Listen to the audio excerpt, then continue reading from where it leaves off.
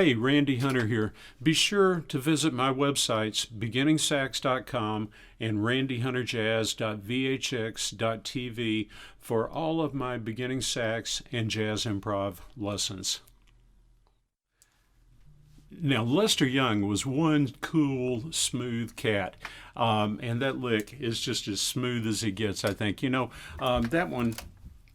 This blues motif is from Lester Young's 1946 recording of Jumpin With Symphony Sid. I think this may be the original, the first recording he did of it.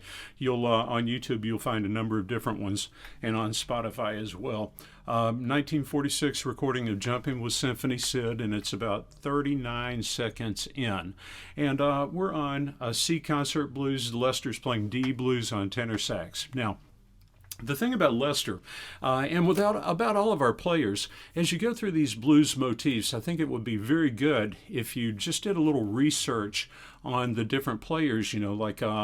Lester, for instance, he played with the Count Basie Band. He died at an early age. I guess he was 48, 49 years old, something like that. But he's probably, maybe most well known for his recordings with Billie Holiday and perhaps even with Coleman Hawkins, but Billie Holiday has really stood the test of time well.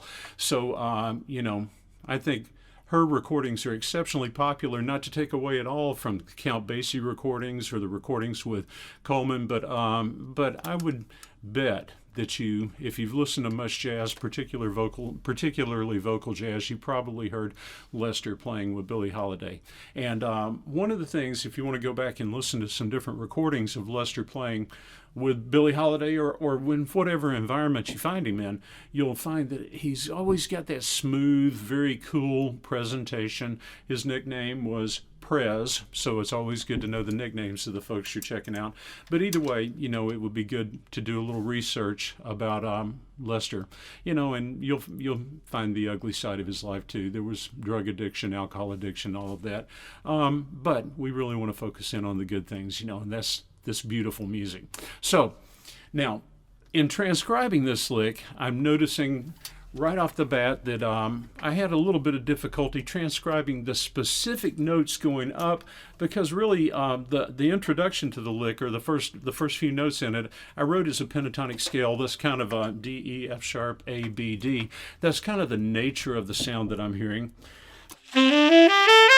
But I'm not really hearing all of those individual notes. What I'm hearing is really more of a smear. Booyah!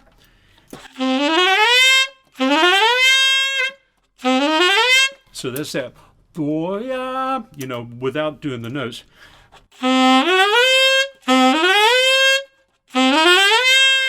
So booyah is going on in the throat as you run up the scale, whether it's pentatonic or major scale that you run up, or dominant, or whatever scale it is.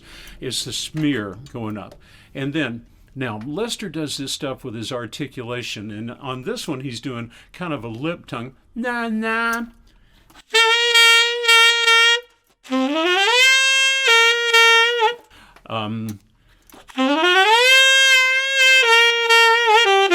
So he's I think maybe the first note he might articulate it a little bit more, but you're really hearing the na, the tongue on the lip there. And Lester does a lot of different things with his articulation. We can't really cover all of the articulation styles of Lester Young in this one little blues motif video, but keep your ear open as you listen to Lester, to the smoothness of the smears, things like that, the articulation, and the way he articulates notes in his lines.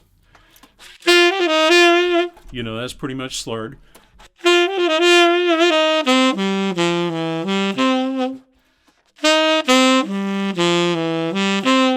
That's the traditional upbeat articulation on the way down, but he's not digging in real hard with a lot of heavy accents on it. He is swinging hard, so everything's got that swing appeal to it, just not maybe with the boldness and brusqueness, and I don't even know if that's really a word, but I kind of like it, that you might hear with Coleman Hawkins, who he plays with a lot of times. So, I'd suggest maybe that you, in doing your research about Lester Young, make sure to listen to some Lester playing with Billie Holiday, but also with Coleman Hawkins, and you'll hear a major contrast in the styles. And if you can work at learning to hear the difference between Lester and Coleman, and I'll try to do a Coleman Hawkins blues motif soon in one of these upcoming videos. But anyway, check out the lick one more time. Now notice that it works over the first 3 bars of the blues. It's kind of a pickup into the head. We've got the 1 chord followed by the 4 chord, and the notes G, A, G, F, G, F, D, A, G. Those are notes right out of the G7 arpeggio, and 7, 5, 2, 1. And then the target is kind of the major third on the 1 chord, so he hits that F sharp. And we hear that a lot in blues lines where they for maybe it's either working on the blues scale or something off of the 4 chord, but then targeting that major 3 back to the 1. So whether whether your lines go 3, 5, 1 or just 3, 1.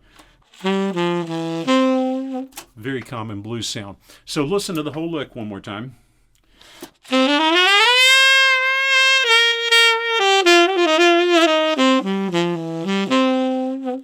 And go have a little bit of fun with it now. Oh, and hey, I almost forgot to remind you, be sure to visit my websites, beginningsax.com and randyhunterjazz.vhx.tv for all of my jazz improvisation and beginning sax lessons. Okay? Hope to hear from you soon.